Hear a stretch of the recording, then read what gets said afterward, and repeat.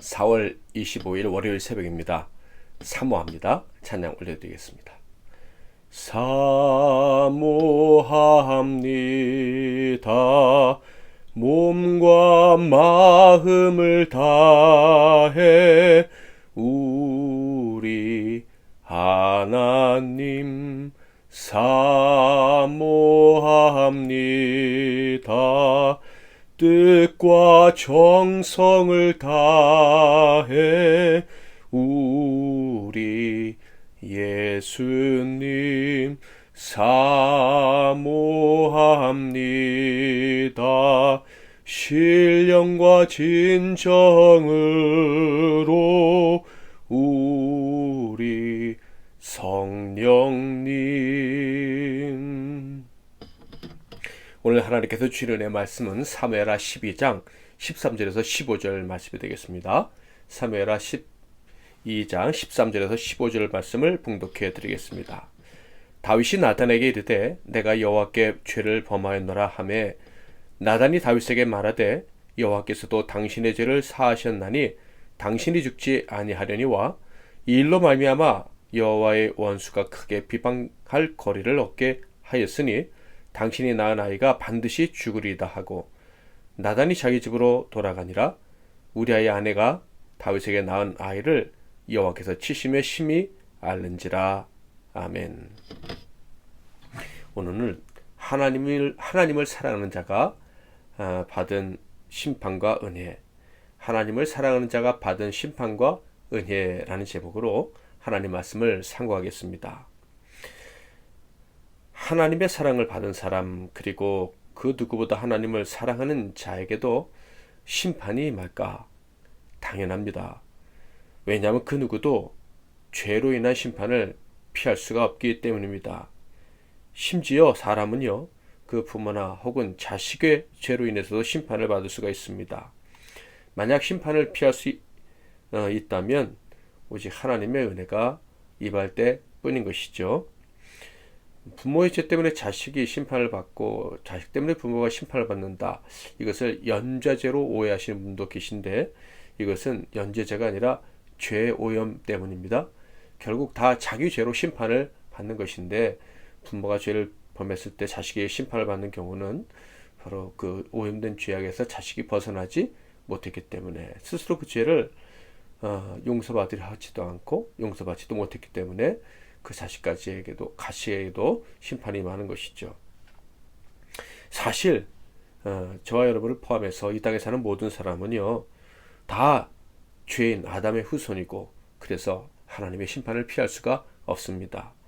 로마서 3장 23절에 보면 모든 사람이 죄를 범하였음에 하나님의 영광에 이르지 못하다니, 이게 바로 그런 말씀이에요. 그렇지만 너무나도 감사하고 다행스러운 일이 있습니다.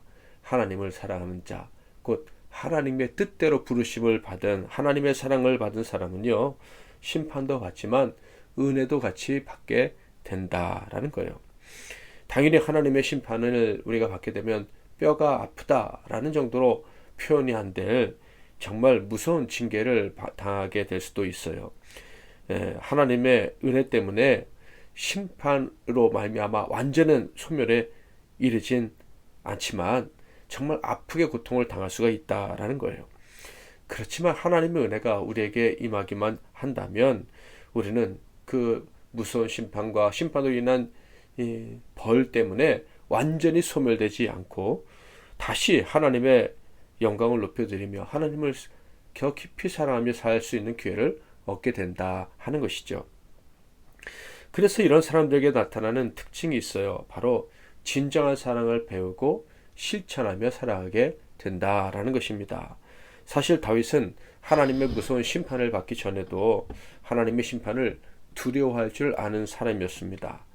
당연히 심판받아 마땅한 사람에게 불쌍히 여기심과 은혜를 베풀어 주시는 하나님에 대해서도 잘 알고 있었죠. 그래서 그는 장차 왕이 될 것이다 라는 의미로 기름 부음을 받은 후에도 늘 겸손했습니다. 자기를 대적하는 자에게도 은혜를 베풀기를 원했죠. 그래서 사울왕이 자기를 몇 번이나 죽이려 했지만 그는 결코 칼을 뽑지 않고 은혜를 베풀고도 베풀곤 했습니다. 뿐만 아니라 무능한 자들에게도, 필요 없어 보이는 자들에게도 은혜 베풀어 주기를 서슴지 않았습니다. 가장 확실한 증거 중에 하나가 시글락을 공격했던 아말렉을 물리치고 돌아올 때였죠. 시글락을 물리치고 시글락에서 모든 것을 빼앗겼던 다윗이 군사들을 이끌고 가서 아말렉으로부터 모든 것을 다 되찾아오고 또 많은 전리품도 얻어서 돌아오게 됩니다.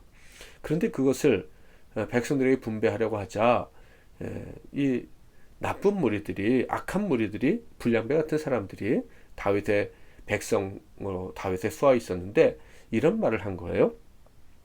사무엘상 30장 21절 22절 다윗이 전에 피곤하여 능히 자기를 따르지 못하므로 부솔 시내에 머물게 한 200명에게 오매 그들이 다윗과 그와 함께한 백성을 영접하러 나오는지라 다윗이 그 백성에게 이르러 문안하매 다윗과 함께 왔던 자들 가운데 악한 자와 불량배들이 다 이르되 그들이 우리와 함께 가지 아니했은즉 우리가 도로 찾은 물건은 무엇이든지 그들에게 주지 말고 각자의 처만 데리고 떠나가게 하라 하는지라. 전장에 참여하지 않은 사람들에게는 전리품을 주지 말자라고 제안을 한 것입니다. 공의 없는 자에게 상을 주는 것이 합당하냐? 세상 논리로 이야기를 한 것이죠. 그러자 다윗이 이렇게 대답을 합니다. 30장 23절에서 25절 다윗이 이르되 나의 형제들아 여호와께서 우리를 보호하시고 우리를 치러 온 그 군대를 우리 손에 넘기셨은즉 그가 우리에게 주신 것을 너희가 이같이 못하리라. 이 일에 누가 너희에게 듣겠느냐?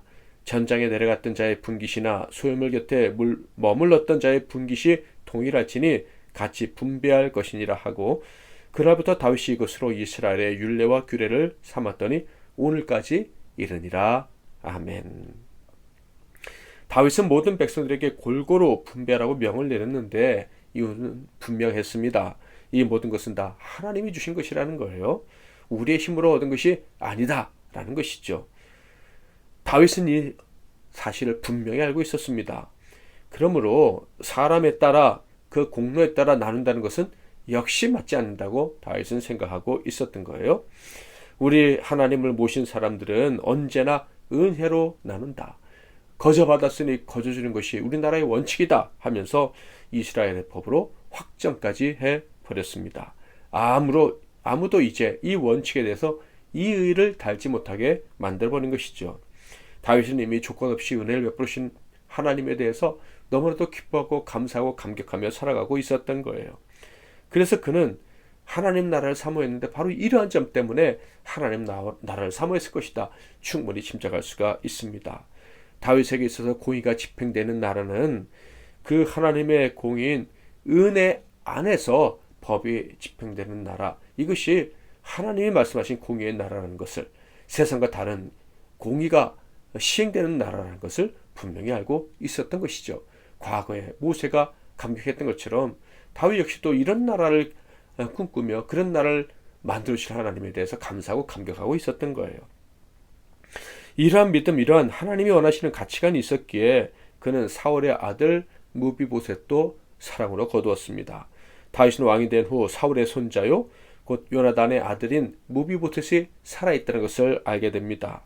보통 나라 같으면 이런 소식은요 나라를 뒤흔들 폭탄 같은 소식이라고 할 수가 있습니다. 그래서 세상의 왕들은요 이 다른 왕조의 전 왕조의 후손들을 찾아서 그 씨를 말리려고 혈안이 되어서 움직이곤 하지 않았습니까? 나중에 반란의 위험을 없애기 위함이었죠. 그런데 다윗은 전혀 다르게 행동을 합니다. 사무엘하 9장 13절 무비보셋이 항상 왕의 상에서 먹음으로 예루살렘에 사니라. 그는 두 발을 다 절었더라. 두 다리를 다 저는 그를 불쌍히 여겨서 은혜를 베풀었는데 항상 그와 함께 식탁에 있도록 한 것입니다. 그는 그의 무비보셋 종에게도 멸시를 당한 적이 있었는데 다윗은 절대 그가 그런 대우를 받지 못하도록 그를 존귀하게 대해준 것이고 평생 은혜를 베풀며 책임져 주기로 한 것입니다. 어떻게 이런 일이 가능했을까요? 바로 무비보셋의 아버지 요나단과 다윗이 맺은 언약 때문입니다. 서로의 자손에게 영원히 은혜를 베풀어 주겠다는 언약, 조건 없는, 심지어 피해를 내가 본다 할지라도 은혜를 베풀어 주겠다는 그 언약을 맺었기에 다윗이 이런 행동을 할 수가 있었던 것입니다. 다윗은 그렇다면 어떻게 이런 언약을 맺을 수 있었을까요? 바로 그런 언약의 수혜를 받은 자가 자기라는 것을 알고 있었기 때문이죠. 하나님과 이스라엘 백성들이 맺은 그 언약을 주었기 때문에 조건 없이 끝까지 책임진다는 그 언약을 이스라엘이 받았고 자기가 받았다는 것을 알았기 때문에, 그 언약의 가치를 알았기 때문에 요나단과 그 언약을 맺고 지킬 수 있었던 것입니다. 다윗은 자신이 죄인이며 하나님의 은혜가 없다면 살 수 없는 자라는 것을 너무나도 잘 알고 있었습니다. 그의 마음속에서는 이 놀라운 은혜에 보답하면서 살고 싶은 그런 갈망이 가득했어요. 그래서 자신도 하나님처럼 은혜를 베푸기를 원했죠. 심지어 손해를 끼칠 수 있는 자, 또한 생명의 위협을 가해오는 자에게까지도 다윗은 은혜를 베풀기 위해 최선을 다했던 것입니다. 그런데 어느 날 그가 자신의 삶의 철학, 소망, 믿음, 사명과는 전혀 동떨어진 선택을 하게 됩니다. 바로 여인의 유혹에 눈이 멀어서 충성된 신하를 사지로 몰아버리는 수악한 범행을 저지르고 만 것입니다. 은혜를 베풀며 살아도 받은 은혜를 다 갚지 못할 인생이라는 것을 다윗은 너무나도 잘 알고 있었어요. 그런데 그런 다윗이 전혀 아무도 예상하지도 못했던 그런 무서운 악행을 저지르고 만 것이죠. 게다가 더 놀라운 것은 이런 무서운 죄를 짓고도 근 1년 동안이나 자신의 잘못을 깨닫지 못했다는 거예요. 그래서 회개도 하지 못했다는 것입니다. 1년 만에 나단 선지자가 찾아와서 심판을 선포할 때야 비로소 자신의 악행을 깨닫게 됩니다. 다윗은 하나님의 은혜로 하나님을 사랑하며 살던 내가 이런 추악한 죄악을 저질렀던 사실에 너무나도 큰 충격을 받았습니다. 자, 그런데 사람이 이렇게 자신이 죄악된 사람이라는 걸 깨달으면 어떻게 해야 될까요? 무슨 일을 해야 될까요? 다윗은요, 자기의 죄가 드러나고 내가 정말 죄인이구나 하는 것을 깨닫는 순간 그가 할 일은 하나밖에 없다는 것을 알았습니다. 바로 자복하고 회개하는 것이었죠. 즉각 회개했습니다. 그런데 놀라운 것은요, 하나님께서도 즉각 용서를 선포해 주셨다는 것입니다. 12장 13절, 다윗이 나단에게 이르되 내가 여호와께 범죄한 죄를 범하였노라 하매 나단이 다윗에게 말하되 여호와께서도 당신의 죄를 사하셨나니 당신이 죽지 아니하려니와. 죄는 용서받았지만 그와 그의 집안에는 하나님의 심판이 임할 것도 하나님이 말씀해 주셨습니다. 사무엘하 12장 14절부터 15절, 이 일로 말미암아 여호와의 원수가 크게 비방할 거리를 얻게 하였으니 당신이 낳은 아이가 반드시 죽으리다 하고 나단이 자기 집으로 돌아가니라. 우리의 아내가 다윗에게 낳은 아이를 여호와께서 치심에 심히 앓는지라. 여러분, 다윗의 위대함은 무엇일까요? 아무리 과거에 사랑을 하나님께 많이 올려드리고 또 하나님께 사랑을 많이 받고 또 공도 많이 세웠다 한들 단 한 번의 죄악으로도 아무를 못하고 죽어 마땅한 자로 떨어질 수 있다는 것을 온전히 인정했다는 것, 이것이 다윗의 위대함이 아닐까 오늘 본문을 보면서 생각을 하게 됩니다. 그는요, 한 번 죄에 진 거 가지고 왜 그러세요? 라면서 하나님께 불평하지 않았습니다. 그동안에 자기의 공을 내세우면서 나는 이 정도는 용서받아도 되지 않겠습니까? 게다가 나는 왕이지 않습니까? 이 정도 내가 왜 못합니까? 라고 말할 수 있었을 텐데 다윗은 절대 그런 생각을 하지 않았고 그런 행동도 하지 않았다는 거예요. 하나님께 회개했고요. 회개했음에도 불구하고 하나님은 징계 절차를 밟으신다는 말씀에도 그는 불만이 없었습니다. 울며 회개했지만 결국 밧세바가 낳은 첫 번째 아들은 세상을 떠나고 맙니다. 역시 다윗은 하나님의 징계에 대해서 원망하지 않았습니다. 저주마땅한 죄인인 자신에게 하나님의 판단은, 하나님 내리신 처분은 언제나 옳다는 생각을 가지고 있었기 때문이죠. 자, 그런데 바로 이때 하나님께서는 또다시 은혜를 선포해 주십니다. 24절 25절, 다윗이 그의 아내 밧세바를 위로하고 그에게 들어가 그와 동침하였더니 그가 아들을 낳음에 그의 이름을 솔로몬이라 하니라. 여호와께서 그를 사랑하사 선지자 나단을 보내 그의 이름을 여디디아라 하시니 이는 여호와께서 사랑하셨기 때문이더라.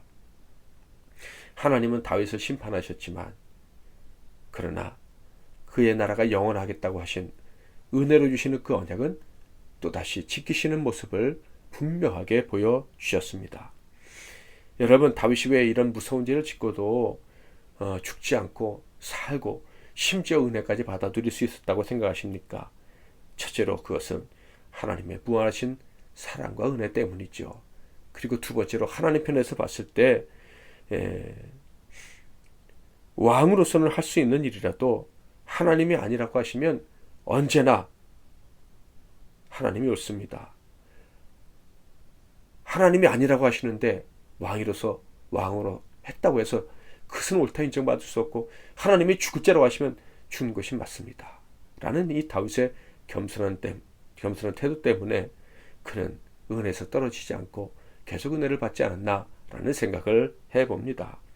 사랑하는 성도 여러분, 우리는 이미 하나님의 사랑을 받았고 또 하나님을 사랑하면서 살 수 있는 엄청난 복을 받은 사람들입니다.